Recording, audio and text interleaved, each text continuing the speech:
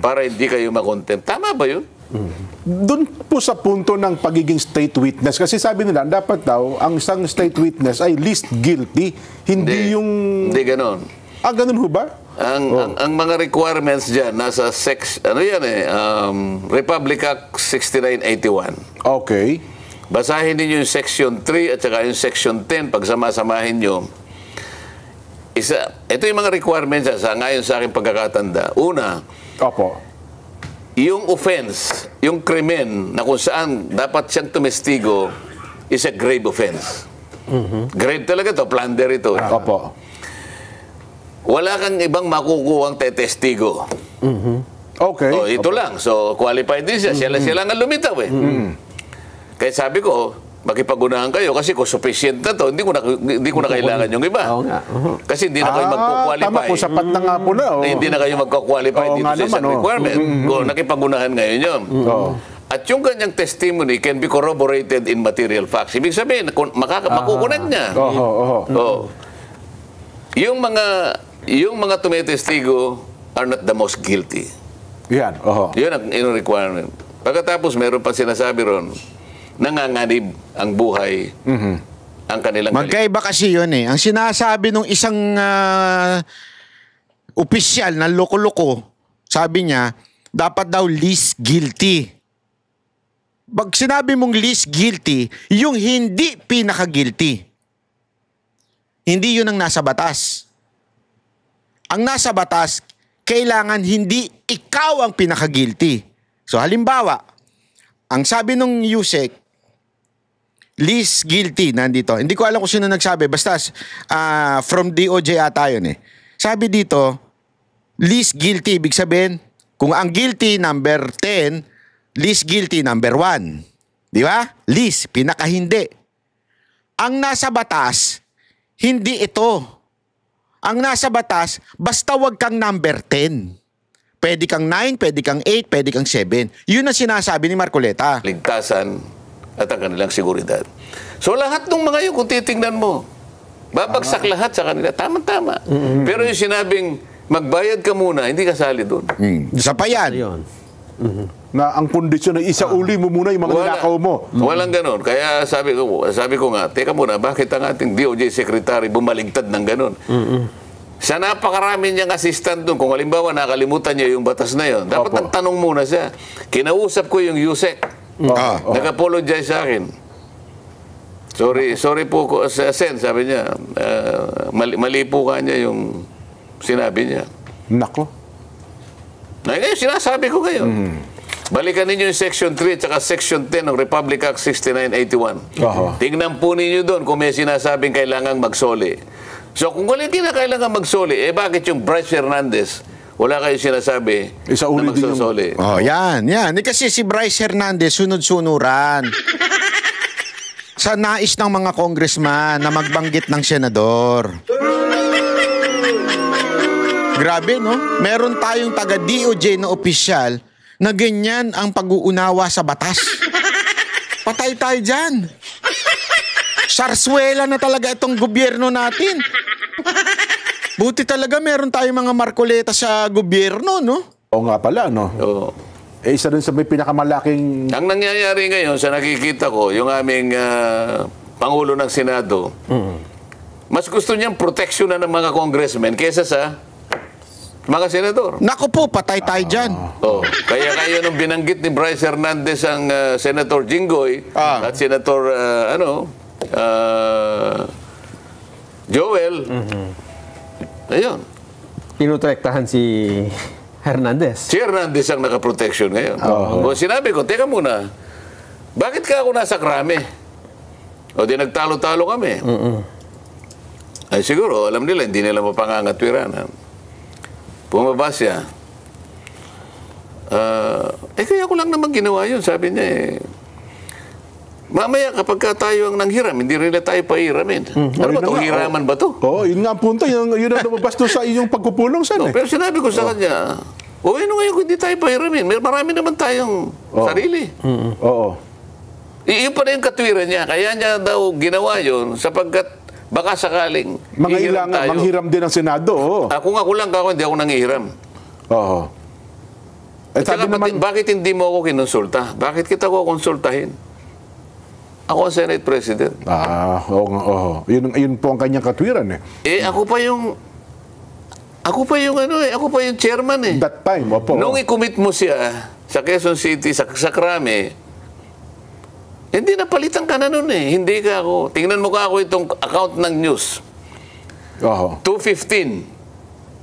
Oho. Nung maalis ako ng chairman, 5:24. Oo, hapon Yun na. pa yung ano. O, palagi mo kanya. Ako ang chairman eh. O, hindi mo binasa yung section 6 ng ating tuntunin. Basahin mo. Ano nakalagay doon, Sen? Ba, the committee alone. Sabi niya. Ako lang. Bilang kayo chairman ng komite. Oo, sige, kausapin mo. Sabi naman ni Senator Lacson, buti naman yan, medyo, sabi niya, bro, okay na ba sa'yo kung ilagay na lang natin sa Pasay City? Tayo naman, hindi naman tayo palawan. Ayaw natin nakikipagtalo palagi. Pares lang din naman. Ang gusto ko lang, maalis siya sa Krame. Sapagkat Quezon City yun. Ang Senate Pasay City. Sige, ako kayo na sa para lang makita nila tayo reasonable tao. Yun. Ano mangyayari nito? Yan pala ang dahilan nun. Alam mo, grabe, no? Kasi, tangina, naglagay kayo ng Senate President. Hindi sila. Naglagay kayo ng Senate President na hindi abogado eh. Achichi! Achichi! Hindi, alam mo, dapat, ewan ko ba, tangina, bayan to. Nakakabuisit na eh. Sige na, tanggap ko na. Okay lang ang senador na hindi abogado, okay lang. Sige, tanggap na natin yan. Pwede yan kasi may mga magagaling naman eh na senador na hindi abogado. Pero ba parang awa nyo naman yung Senate President, dapat man lang abogado at saka yung Speaker of the House? Di ba? Kasi pinuno ka ng gumagawa ng batas ng hindi abogado. Ikaw ang pinuno. Kita mo, ang ganda ng paliwanag ni Marcoleta na nakalagay daw sa kanilang rules. Na ang nagdi-decide yung chairman ng committee na yun na nagpa-contempt. So dapat tinanong siya. At that time, siya pa yun. Alas 2 nga. Nangyari yung desisyon. Di ba ho? Actually, kung tatanungin mo nga, sa tingin ko, mas maaga pa. Nangyari na yun nung gabi na natapos yung pagdinig ng kamara. So anong ibig ko lang sabihin? Yan ang problema eh. Pagka nawala tuloy yung respeto ko dito kay Soto. Pasensya na, Soto, ha. Dati gusto ko yung mga paninindigan mo. Ngayon, dahil sa kumpare na sira. Sabi nga nila, diba? Paano mo malalaman ang ginto ay tunay pag dumaan sa apoy? Meron nga silang kasabihan, ang pera, diba? It doesn't make you bad. Ano yun, Banat? It doesn't make you bad. Money will just show who you really are. Ano ibig sabihin? Kunwari, wala kang pera ngayon. Nagkapera ka. Hindi ibig sabihin masama yun na magkapera ka. Hindi. Ipapakita lang nun kung anong talaga yung karakter mo. Power, money, it will only show kung anong klase kang tao. Pag dumating ang pagsubok, hindi niyan, alam mo yon, somewhere out there na kaya kong magbago ngayon, kaya kong maging tapat ngayon. Hindi. Ipapakita lang niya yung tunay na karakter mo. Kung sino ka talaga. Ngayong mga pagsubok na nangyayari, nakikita tuloy natin ang tunay na kulay nitong mga senador na to. Itong si Soto, bagsak. Kakahiya. Kaya alam mo, ladies and gentlemen, dapat talaga mapalitan na ho ito. Hindi, again, si Cayetano, objective eh. Hindi ako unang nanawagan dyan ha. Sa social media, lumalabas na yan, tumetrending ho yan. Bakit to?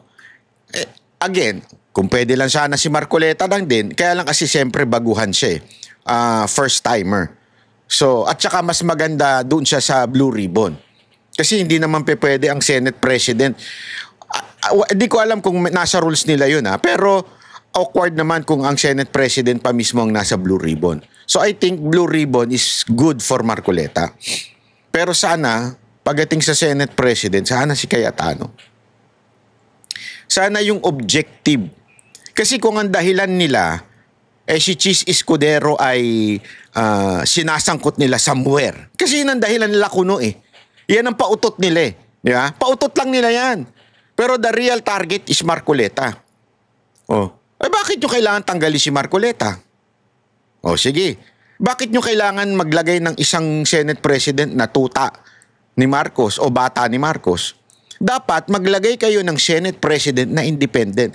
If you want to have an independent Senate, you should put an independent senator. Sino yun? Cayetano. Remember, maraming nagalit sa inyo noon. Bakit siya tumatakbong independent? Bakit di siya sumama sa kampo ng mga Duterte? Now we know. Now we understand why. Diba? It will bring him to a higher position. Kaya sana ipanawagan natin ito. Kasi itong maman to hindi nasangkot sa kahit anumang korupsyon. Ipanawagan po natin. Again, wala akong pakinabang dyan. Ang tagal na namin hindi nakikita niyan. Baka akala ninyo may motive. Wala po akong... As a matter of fact, hindi nga akong nanawagan dyan eh. Marami ho sa social media ngayon, tumingin kayo mga vlogger, marami ho ang nanawagan na siyang ilagay. Kasi nga, hindi rin naman maganda kung from the Duterte camp manggagaling. Di ba? Kailangan talaga ng independent lawyer, Senate President. At Cayetano is the right man. Yun lang, sana ho panawagan natin. At sa mga sasama ho, sa mga rally, maging mapayapa ho tayo. Always. I understand the anger na nangyayari sa atin ngayon because of these corrupt politicians. Nakikita natin what is happening in Nepal, what happened in Indonesia. But it doesn't mean we have to copy them. Ako, I'm not in favor of any violence kasi mahirap po yan. Sa violence, madadamay kahit inosente. Ayoko ng ganun. Let us not put it in our hands. Sabi ko nga sa inyo sa buhay, lagi nyo natatandaan to, pag ikaw dumaan sa problema, dalawa lang yan. Your way or God's way. Your way to be violent, diba? To do illegal way. God's way is to protest peacefully and lawfully. Ano tayo? Kasi nasa Biblia naman po yun eh. Nasa Biblia naman po na tayo ay pwede magprotesta, pero may pagrespeto. Diba? And we can say na resign Marcos, hindi ho masama ho yun. Kung gusto nating pag-resignin, resign all the officials, walang problema yun. Like Romualdez, diba? Walang problema yun. Pero kung tayo ay mananakit na ng kapwa, malaking problema po yun. Huwag po natin sanang ilagay sa ating kamay ang batas. Peaceful and lawful lang po, mga kababayan. Hindi ho natutulog ang Diyos. Maraming salamat po. Kami ang boses ng masa, hindi natatakot. Katotohanan lang, di kami nalulunod. Walang bahid ng sismis, lahat ay totoo. Kahit sino ka pa, pag mali ka babanatan ka. Walang pinipili kulay, wala kaming kinikilingan. Basta para sa bayan, kami lalaban.